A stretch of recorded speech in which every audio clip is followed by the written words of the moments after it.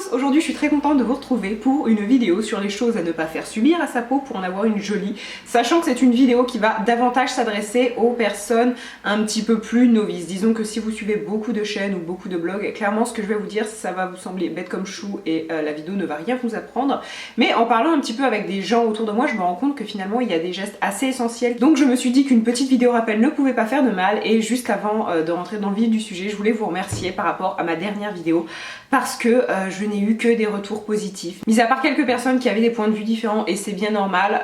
Vraiment vous avez été des amours, donc je vous remercie énormément et je ne regrette absolument pas d'avoir fait cette vidéo, c'est quelque chose que j'assume, mais surtout je ne m'attendais pas en fait à autant de messages de personnes qui étaient dans la même situation que moi et qui de ce fait avaient pas mal de questions à me poser. J'ai vraiment trouvé l'échange très intéressant, donc encore une fois je vous remercie et maintenant on va pouvoir passer à la vidéo. Alors la toute première chose que je voudrais aborder et la plus essentielle, c'est de se démaquiller, toujours se démaquiller. Il y a quelques jours je vous ai fait un snap lendemain de soirée, enfin gueule de bois, ce genre de choses là, et je vous disais que même à 5 h du matin je me démaquillais, et je crois que maintenant sur Snap vous en avez la preuve parce qu'en général je montre quand je me démaquille, enfin pas tous les jours quand même, je suis pas chiante à ce point, mais vraiment c'est essentiel, démaquillez-vous. Alors je sais bien que parfois on rentre, franchement on n'est pas en état, ça je suis totalement d'accord, mais je sais que moi dans ce cas là, quand je suis vraiment pas en état, bien je me couche et puis j'essaie de me relever quelques heures après et là de me démaquiller. Et où que vous alliez, essayez d'avoir un peu de démaquillant avec vous. Alors je sais que c'est pas très simple, hein. Moi-même je me trimballe pas avec mon huile démaquillante dans mon sac à main, je suis pas névreuse à ce point, je vous jure. En revanche des lingettes démaquillantes ça peut être plus pratique, donc n'hésitez pas à en mettre dans votre sac à main lorsque vous sortez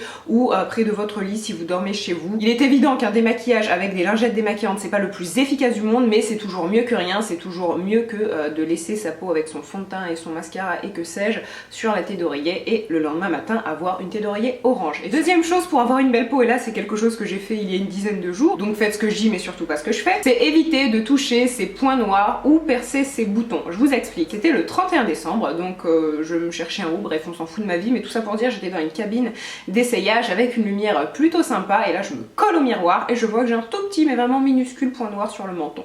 Je me dis allez hop, vas-y, perce-le, de toute façon j'en avais envie, enfin perce-le, essaie de le sortir. C'est ce que j'ai fait, hein, sauf qu'il était tellement minuscule que je n'ai pas réussi à l'avoir. En revanche, j'ai saigné et je me suis vraiment fait une grosse croûte, donc désolée, là c'est le passage de l'amour, mais vraiment, j'ai bien, je vais pas dire que j'ai pissé le sang, j'ai pas perdu 4 litres non plus, on va se calmer. Moi une astuce que j'ai, j'en ai deux. Imaginons que le soir vous voyez que vous avez un bouton et que vous sentez qu'il est un petit peu enflammé, pour faire en sorte que le lendemain matin il aille beaucoup mieux, si je puis dire, c'est soit d'utiliser du dentifrice, donc vous mettez un tout petit peu de dentifrice sur votre bouton, et sinon quelque chose qui est quand même beaucoup mieux, c'est ce produit de la marque Kiehl's. C'est un soin local pour les imperfections, donc en 1 ou 2 journées de traitement, franchement, je veux pas dire que les boutons ont disparu, mais presque. Moi c'est un produit miracle. Alors certes il a un petit coup, mais il est tellement efficace, et ça fait 20 ml, mais 20 ml pour une application locale, je pense que j'en ai à peu près jusqu'à mes 42 ans, donc pas de souci. Troisième conseil, et ça c'est quelque chose que j'ai remarqué assez souvent autour de moi, notamment chez certains amis, c'est mal choisir sa crème hydratante. C'est d'ailleurs un conseil qui s'adressera plus facilement aux jeunes adultes ou aux personnes en fin d'adolescence. Lorsque j'étais ado, j'avais la peau grasse, c'est-à-dire que vers mes 13-14 ans, clairement,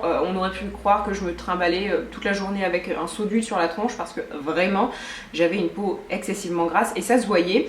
Et j'ai gardé un petit peu cette hantise de la peau grasse jusqu'à mes 19 ans. De mes 14 à mes 19 ans, je mettais des crèmes vraiment très matifiantes qui étaient là pour empêcher ma peau de briller et pour éviter toute surproduction de sébum. Or, le souci, effectivement à 13-14 ans j'avais une peau qui regraissait très vite, mais ce n'était plus du tout le cas quelques années plus tard, et donc j'ai asséché ma peau pendant quelques années, mais simplement parce que je faisais ça en prévention et que j'avais encore cette peur d'avoir une peau qui en plein milieu de l'après-midi se mettre à luire de mille feux, et on est d'accord que c'est pas très joli. Donc prenez une routine adaptée, parce que appliquer une crème très matifiante sur une peau qui est normale voire sèche n'est vraiment pas bon. Donc n'hésitez pas pour connaître votre type de peau à aller en pharmacie, à demander conseil. Et d'ailleurs un autre point que je pourrais spécifier ici, c'est lorsque vous avez 20 ans, pas besoin d'appliquer des soins anti-âge. Lorsqu'on regarde beaucoup YouTube, Instagram, les blogs, on a tendance à se dire que au malheur à 23 ans on est déjà très vieille et que l'on a besoin d'une quantité de soins anti-âge incommensurable. Les soins anti-âge la plupart du temps ça se commence vers 30 ans, 25 ans, mais pas besoin d'en appliquer lorsque vous avez 12 ans. Même si vous avez envie, même si la youtubeuse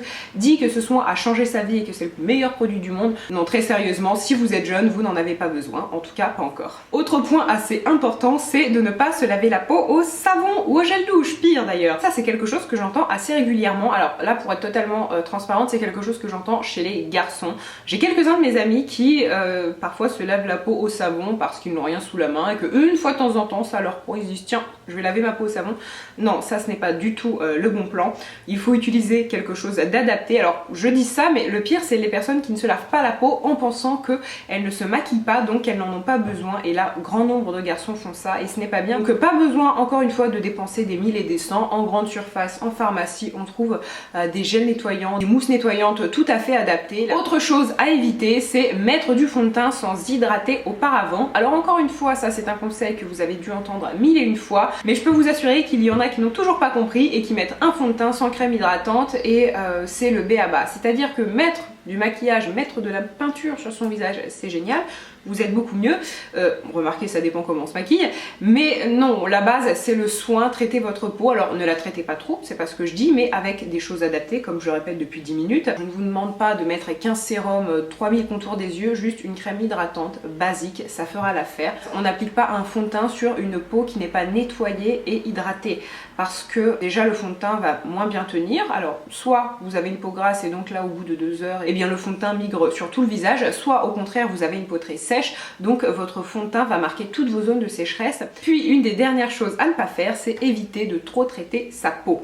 Et là je pense que je suis la bonne personne pour vous en parler, puisque je me mets à la place de vous. Vous regardez des vidéos, vous regardez des articles sur des blogs, et là vous vous dites ok d'accord, donc ce produit là est génial, celui-ci aussi, et vous êtes tenté. Donc déjà pour votre porte-monnaie c'est pas cool du tout, mais surtout vous pouvez peut-être être amené à essayer trop de choses et surtout à des fréquences qui ne sont pas assez espacées. Mon conseil est très simple, se démaquiller et s'hydrater la peau, c'est quelque chose que l'on fait quotidiennement, mais en ce qui concerne les masques et les gommages, c'est 1 fois, 2 fois par semaine grand maximum, et pas besoin d'appliquer l'entièreté de vos placards sur votre visage tous les soirs en vous disant comme ça ma peau sera beaucoup plus jolie, parce que ça ne fonctionne pas comme ça. Ensuite effectivement, à des moments où ma peau est un petit peu plus difficile et où par exemple j'ai quelques imperfections, je vais être plus assidue dans mes soins et je vais en faire plus souvent et je vais voir une différence.